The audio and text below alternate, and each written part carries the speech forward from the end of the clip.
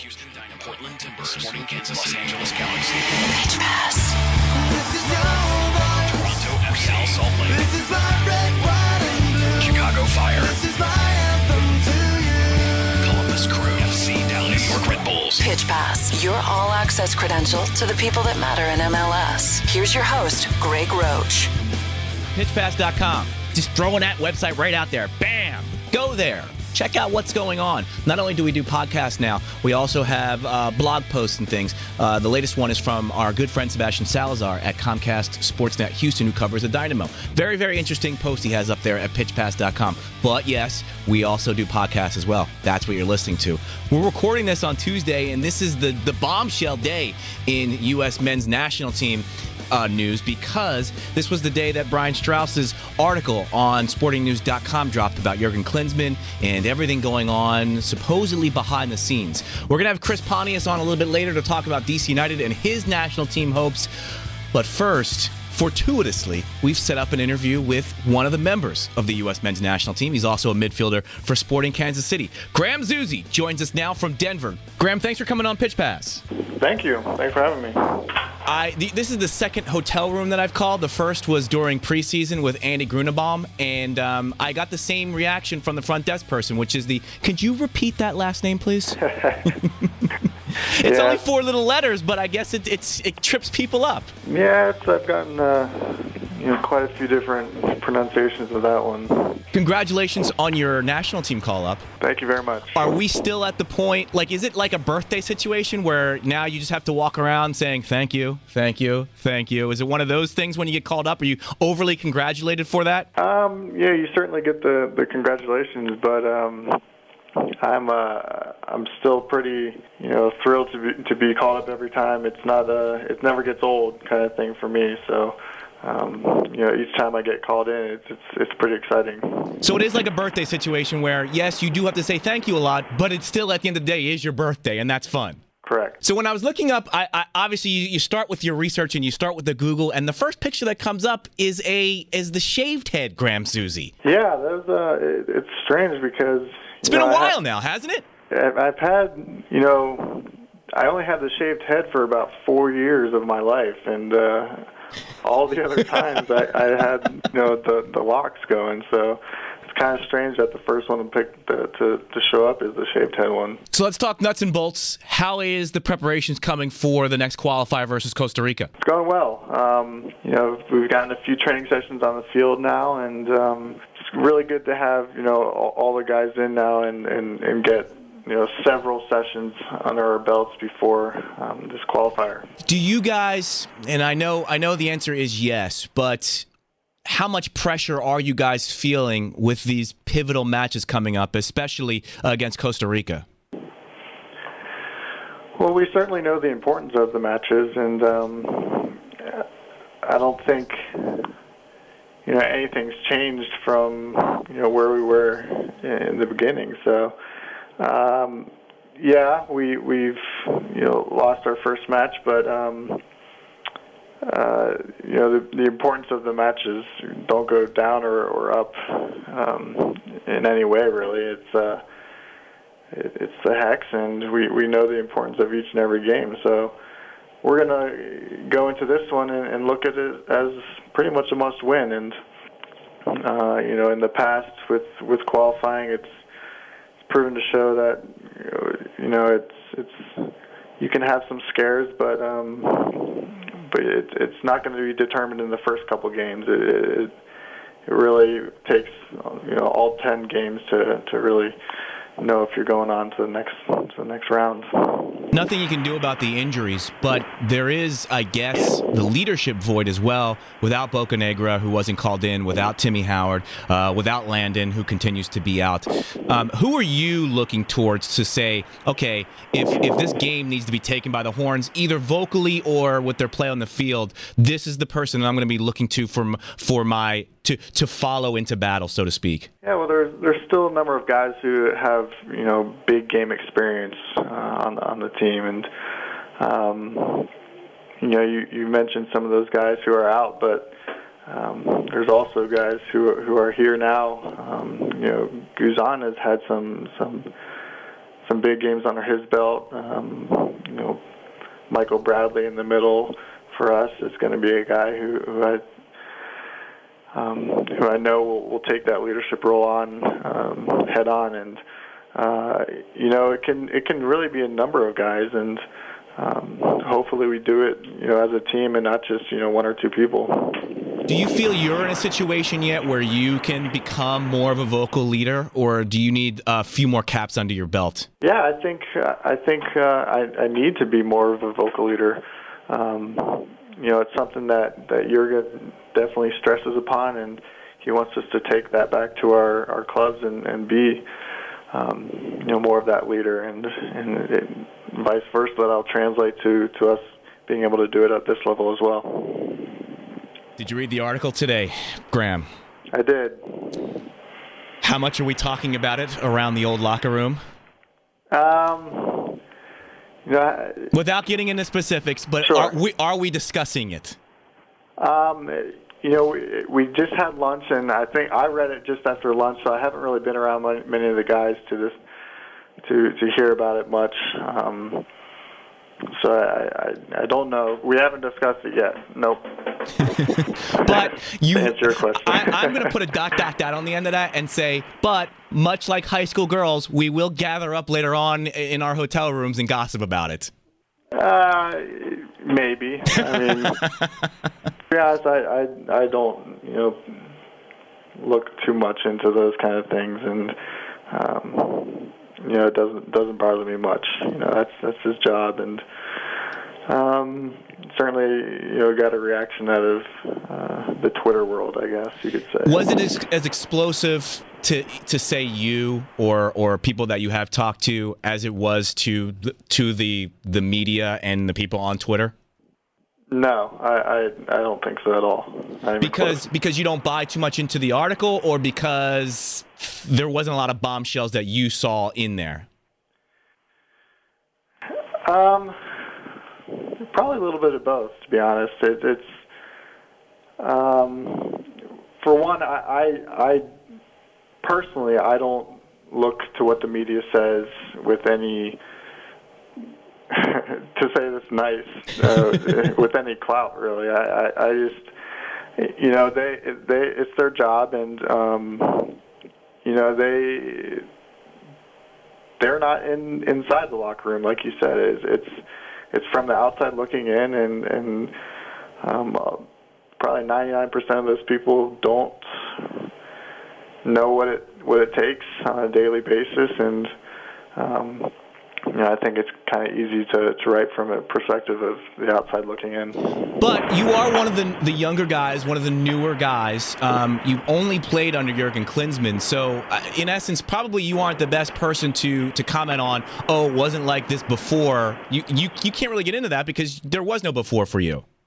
Correct, yeah. I mean, I can't give you a before or after reference at all because this is all I know. But I will ask you, do you understand Klinsmann's tactics in the matches that you've been involved in? Like, have they been clear to you, and do you know, walking out on the pitch for matches with the national team, what your directive is for that day? Yes, yeah, I absolutely do. 100%, no question about it.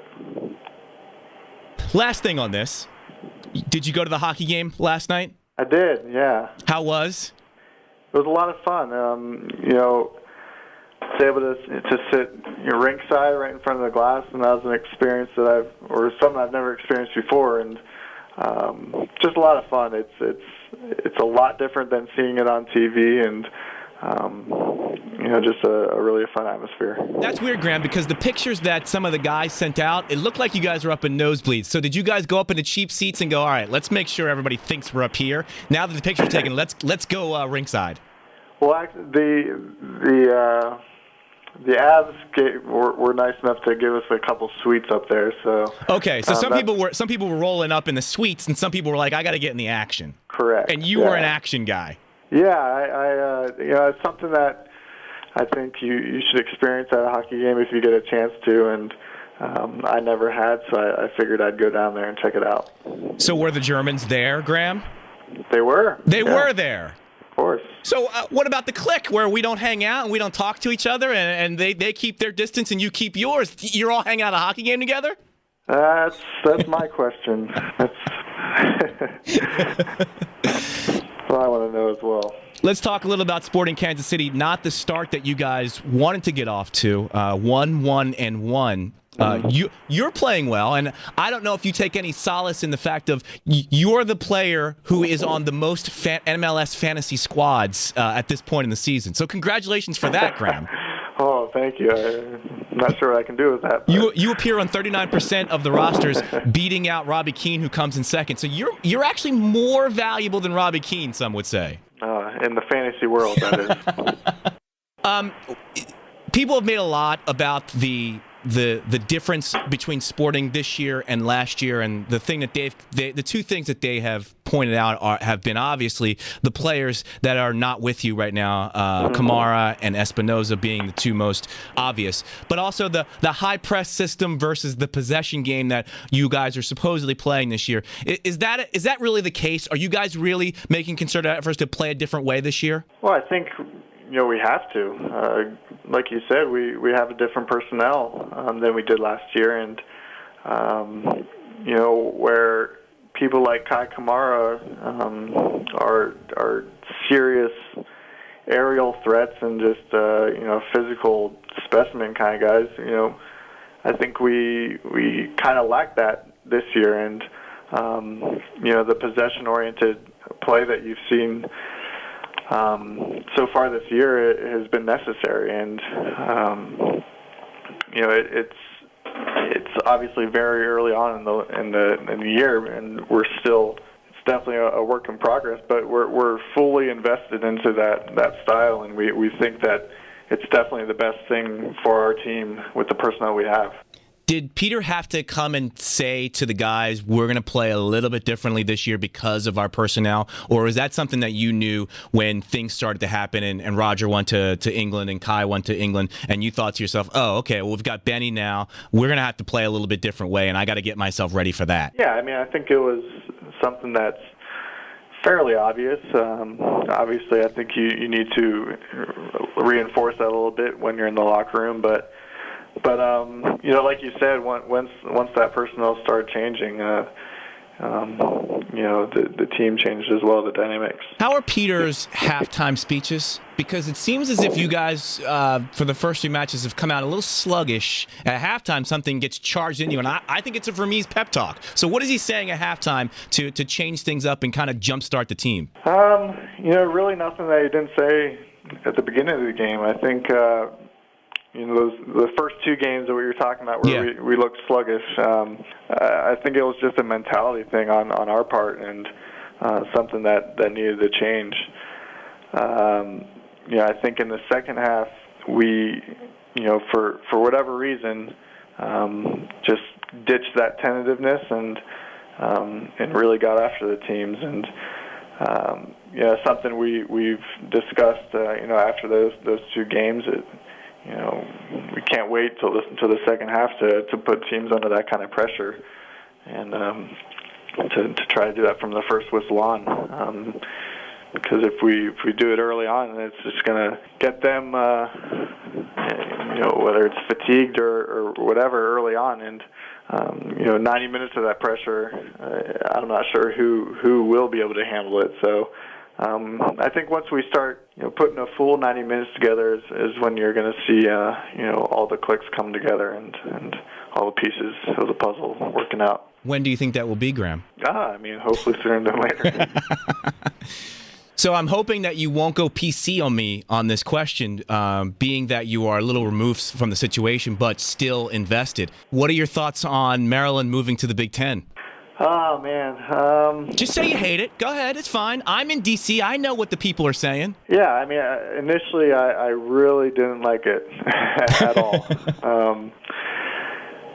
But there's obviously there's underlying issues with the whole thing. I think the funding of soccer in the ACC is a big issue, and I think we'll be able to get a little bit more money if we move to the Big Ten. But Based solely on the rivalries and the tradition and all that kind of stuff, it's tough. It's a tough one to see. And what are your thoughts as a just an alumni of Maryland? Not thinking so much as how it affects the soccer program, but does it bother you that Duke won't play with Maryland at Comcast Center anymore? Yeah.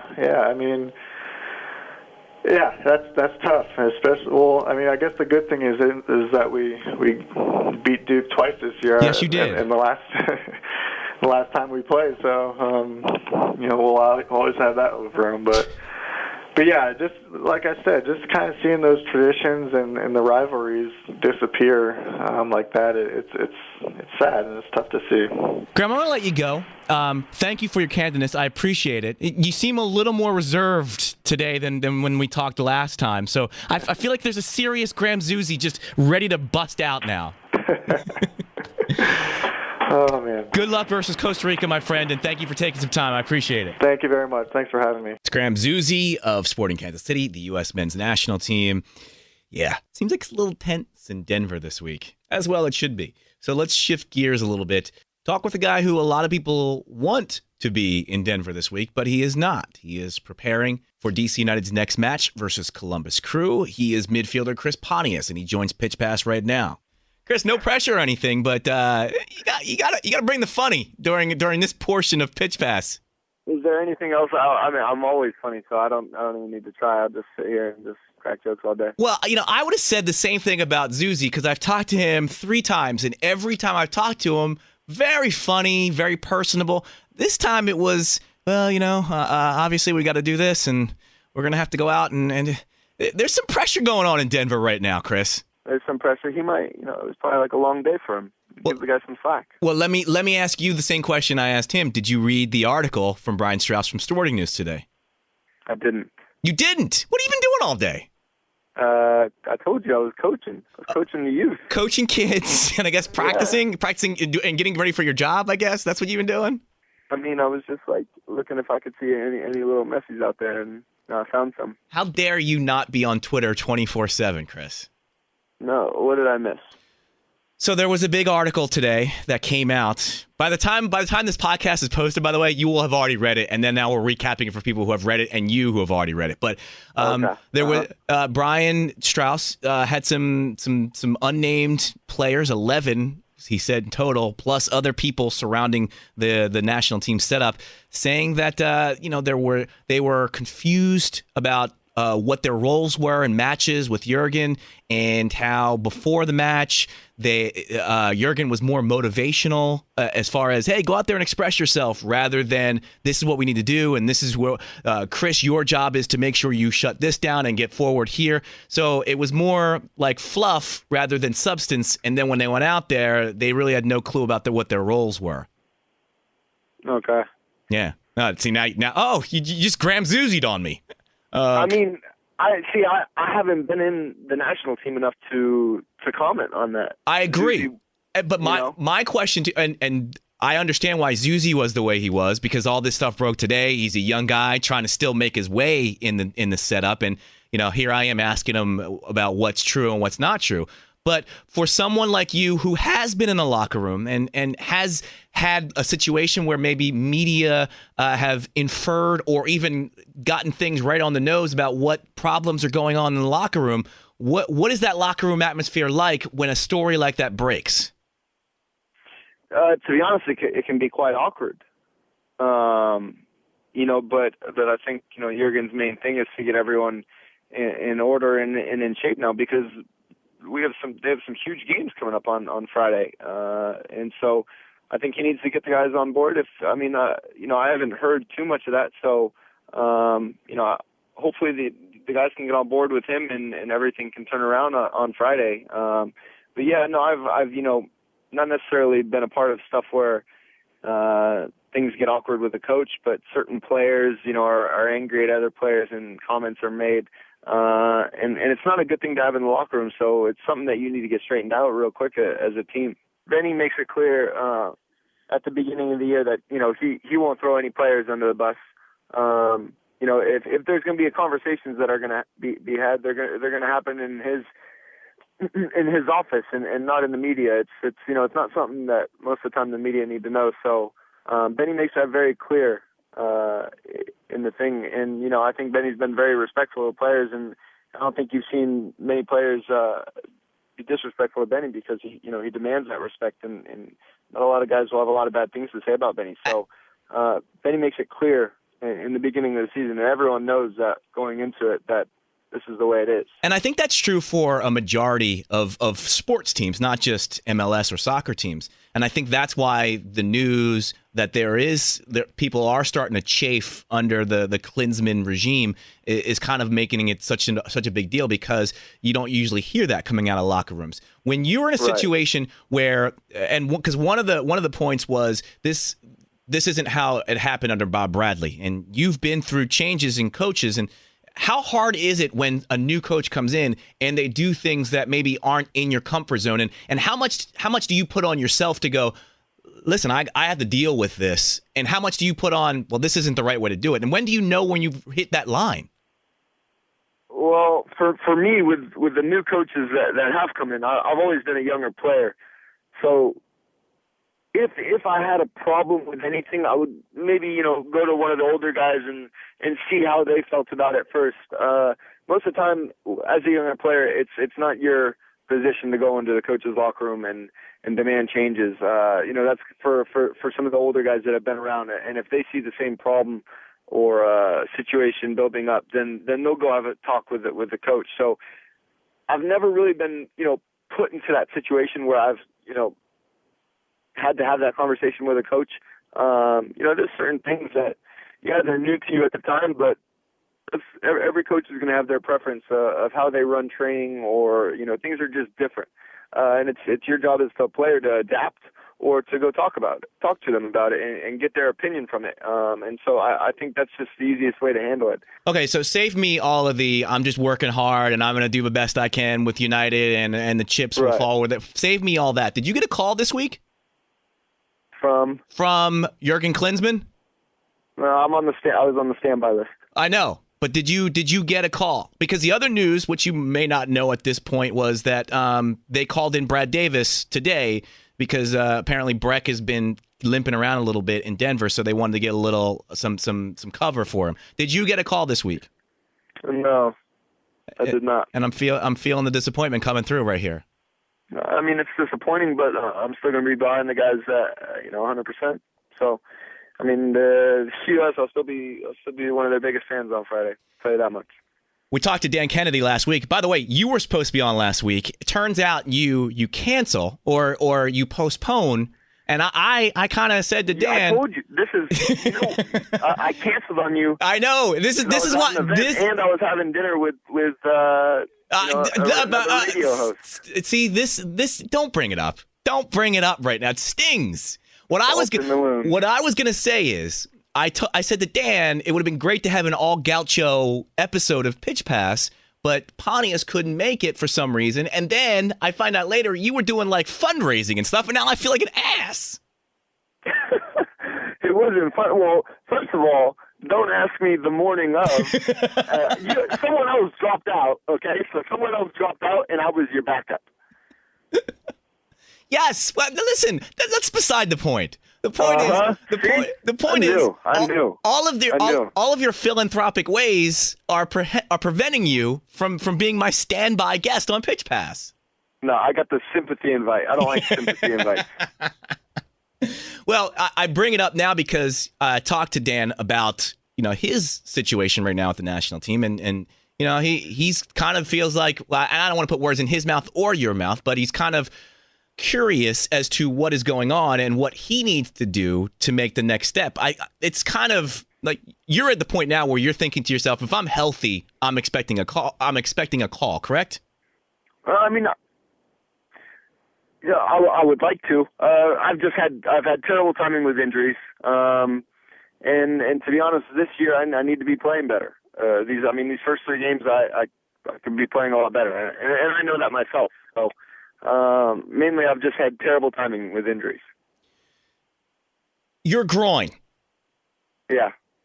Who is more frustrated with your balky groin? Is it you? Is it United? Is it the national trust me, team it's me. or is it your girlfriend? Who's more frustrated by this bad groin of yours? Trust me, it's me. Okay, it's definitely you? 100%. Okay, so the lady's like, hey, do what you gotta do. I realize you've got a bad groin. We can just watch TV tonight. It's fine. I'm like, can you just go make me some dinner, please? I can't Just make me move. feel better. I can't move right now. Too. Huh? So it's definitely you over all of the other three people that I mentioned. Yes. But it's getting better. It's getting better every day, and I'm able to play in games, which is the main thing for me. Which leads me to believe that you can't practice fully yet. Is that true? I haven't taken a practice off in a long time, to be honest. Okay, so you're out there. Maybe a couple weeks. Yeah, I'm out there practicing every day. And what percent would you put your groin or your injuries right now? I would say I'm pretty close to 100%. With my groin, it can nag me at times, but it's not stopping me from doing anything. So I would say I'm 95% because I do feel it during certain plays, and I would say more than anything, it's one of those mental things where it's there. Yeah. And you question yourself. Like, I question myself sometimes when I'm shooting very hard because I know that's how I pulled it. So you're not. So it's more like a fear thing, if anything. It's not a natural. You said it. You're not thinking. It's not like something where I'm doing this and whatever. It's I'm going to do this. Yeah. But wait a second. Is it going to tug or is it going to pull? Right. So that's where you're at. It is a tiny bit in the back of my mind, and I had to get over that with my broken leg as well. And to be honest, the biggest thing, I think, if I go out there and score a couple goals, I think it'll be in the back of my mind. It's one of those, I wouldn't, not confidence, but it is there. Mentally, it is in the back of your mind at times. You brought it up, and so I'll ask you a follow-up on it, and that is your form through the first three matches. I don't want to say you've sucked, because you definitely haven't sucked. It's just we haven't seen any of those moments where we go, oh, man, he's taking the game by the scruff of the neck. Where would you assess your play right about now? I don't think I've been terrible, but I haven't seen enough of the ball. I haven't gotten on the ball enough. I haven't made an impact in the game that I want to make. And that's my main thing. I need to find the ball more. So I think if I can do that, I'll get much more into a rhythm. I can get the team into a rhythm. And I think that's with a number of the guys on the team. I think we all need to be a little bit more confident on the ball, get each other on the ball, and be able to possess and make the other team chase. We were chasing in New York the whole game, and so we were tired when we got on the ball, and we made stupid mistakes on the ball. What do you attribute your lack of seeing more of the ball to? Is it the kind of empty bucket thing formation that Ben seems to favor? Is it you've switched positions through a lot for the first three matches? Or has it been the lack of D-Row? Or has it just been kind of you not being aggressive enough and seeking the ball? I think it could be me not being aggressive. No, I definitely need to be more aggressive and go find the ball more. Obviously having D-Row in there will only help me because, D-Row's a fantastic player, and if anything, he draws numbers into him. So the more numbers he draws into him, the freer I'll be as a player. But I think as a team overall, we have made terrible decisions on the ball. We're a team that's not playing with a whole lot of confidence right now. I think we need to trust our skills. We need to get on the ball more. We need to put ourselves in tough situations and be able to get out of those and not play kickball as much. I've loved what I've seen from Perry Kitchen as far as his willingness to get forward and his willingness to get involved in attack so far, and that's got to be something that's going to be helpful for you down the road. Yeah, 100%.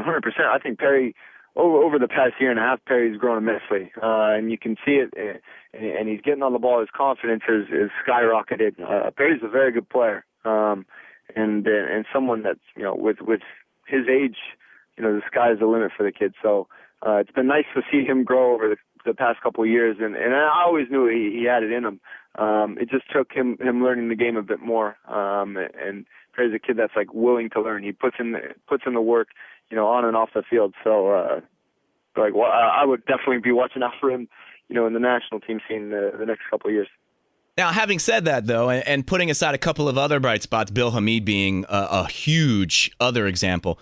Right. Even though, look, you went to Houston, you didn't get anything. You would have probably liked the point, but it's not crazy to say you go down to Houston, come back with nothing. You got your 3 points at home versus a good Real Salt Lake team, and you got your point on the road against New York Red Bulls. So I don't think you can be unhappy with how the season has started, other than the fact of the team kind of has – last year it was a non-sexy football situation or non-sexy soccer situation. This year has just been like a downright fugly situation. Yeah. So what do you guys do when that kind of thing happens, and what's the plan to turn it around? Well, the plan to turn it around is, we need to get on the same page. We need to get in a rhythm as a team. We have not gotten into a rhythm. I can think of, a couple times where 5-10 minutes we were, moving the ball side to side. This all strictly comes from possession. We haven't had a lot of chances because the only times we're breaking out and we're getting chances is on counterattacks. We can't keep on relying on that because, even though we can hurt you, we're going to be tired by the end of the game. We're going to run ourselves into the ground. So I think the best thing for me, after that New York game, it felt like a loss to me because we didn't play well. I don't know how we escaped. I mean, I know how we escaped. Our defense was pretty good, and Bill made some phenomenal saves. I know how we escaped with a point, but realistically, we shouldn't have. And, I think that the whole team felt like that. So it was nice to see that, God, we got a point, but we're still all disappointed in how we played. So there's been, in practice this week, I can see like the guys hungry to go out there and take a game and take the game over and actually make the other team chase. And I think that strictly comes with possession. It'll be nice to be home because we always seem to play a bit more confident at home, and I think every team is like that. But it'll be nice to be home on Saturday, and hopefully we can get on the ball a bit more. You play whoever is on the schedule, but what were your big picture thoughts on the rivalry week thing that MLS set up? I thought it was really exciting. It might have been a little too early in the season, but it was definitely kind of it got a little interest going, and the juice is flowing for MLS fans. Yeah, it was definitely exciting. I watched a few of the games, and it would have been nice to see a bit more goals, but generally you got some good games, and I don't mind the concept at all. I think, the fans, rallied around it, and, I thought it was pretty good overall. Do you think if it happened, maybe even a month later, giving teams a couple more matches to get gelled, that there would be more end-to-end action, more goals? Oh, 100%. Yeah, I do. Because, look at our offense. We're just not clicking right now, but in a month's time, hopefully we're clicking and we're putting a couple goals in the game. I just see that happening for us. It happened last year. I think we only scored 1 goal in the first 3 games last year, and then we had a breakout game in the 4th. So hopefully that can happen this weekend for us. 2 years ago, I saw you at a Weezer concert with Dax McCarty, and then he gets traded. Last year, I saw you at a Foo Fighters concert with Clyde Sims, and then he gets traded for all intents and purposes. Being a good friend of me on this team. Yeah. Well, it's a bad curse. You probably shouldn't hang out with me. This year, without Clyde, without Dax, I guess the first question is who's your concert buddy on the team this year? Because, and then the follow up, which is coming. You sent me a text going, "Hey, you got any line on the Maroon 5 tickets?" So what is Dax and Clyde, if they were still here? What would they be saying if you going, "Hey guys, I can't hang out tonight. I got Maroon 5 tickets." I promise I won't take a teammate to that Maroon 5 concert. Okay, because I didn't know who you were asking for, so I'm like, oh, okay, maybe one of the guys on the team's a big Maroon 5 fan, and Pontius wants to go with them. I'm actually trying to fly Kate Beckinsale in. Well, who is your concert buddy right now? I have a few of them on the team. My roommate's Dan Yakovitz, so I hang out with him a lot. I hang out with Brandon McDonald. I hang out with Ethan White a lot. I have a few of the guys those are probably the guys that I hang around the most with. Generally our locker room's pretty close knit, but some of the older guys have some families and have kids that they have to go home to and can't come over and hang out with me and play video games, so I understand that. Chris, but, you are on the path to the marriage and the kids as well, my friend. Relax. You're asking for Maroon 5 tickets. You've made a change in life. Let's not. So So that means the ring has to come out right after the Maroon 5 concert. All I'm saying is you've made a step in a different direction when you say, I think I'm going to go to the Maroon 5 show tonight. That's where I'm going to be. No, I like Maroon 5. There's nothing wrong with by myself. There's hang on. I'm sorry. I would even hang out with you. Will you repeat that statement about going to a Maroon 5 show? Would I what? You said I would go by myself. Did I quote you correctly there? I wouldn't go by myself because I don't like going places by myself. But I would hang out with you at a Maroon 5 concert. So if you and I were going to a show together, and you said, hey, Greg, what are we up to tonight? And I said, I'm going to a Maroon 5 show. You go, Roche, I'm in with you, buddy. Yeah, I'd give you the sympathy hangout. Yes. Thank you very much. Now, who are you really going with? I haven't decided yet. Oh, come on! I have not decided yet. I'm having tryouts for the tickets, actually. You don't get Maroon 5 tickets and don't think to yourself, I'm going. Not even I have to go with a girl. That's what has to go through your mind. That's the last thing that goes through my mind. Really? Yes. See, I thought the whole time you were saying you wanted to go to Maroon 5 because your girl was saying she wants to go to Maroon 5. Are you kind of saying now, I want to go to Maroon 5 because I want to go to Maroon 5? She probably does want to go to Maroon 5, but she has to be a part of the tryouts and she has to win. You in this situation are like Jurgen Klinsmann. You want to see the effort from her every day in practice. I do. And only at the last moment will you reveal the starting lineup of who you will take to Maroon 5. Exactly. Spot on. What can you do for me for these tickets? Exactly. Mm-hmm. Okay. So get a training session in here or there, and let me see what you got. Chris, thank you, man. I appreciate it. And thank you for kind of giving us a little insight as to what goes on in locker rooms when big media stories like this hit. I think that was really insightful, and I thank you for it. Yeah, I appreciate it. Thanks for having me on, Greg. So I guess we'll talk later then. Sounds good. At the Maroon 5 show, perhaps? Are you going to be there? Well, I might go down there. If I know you're going to be there, I might run into you. Well, I might skedaddle on down there. Pitch Pass. This is your voice. This is my red, white, and blue. This is my anthem to you. For more show information, go to pitchpass.com.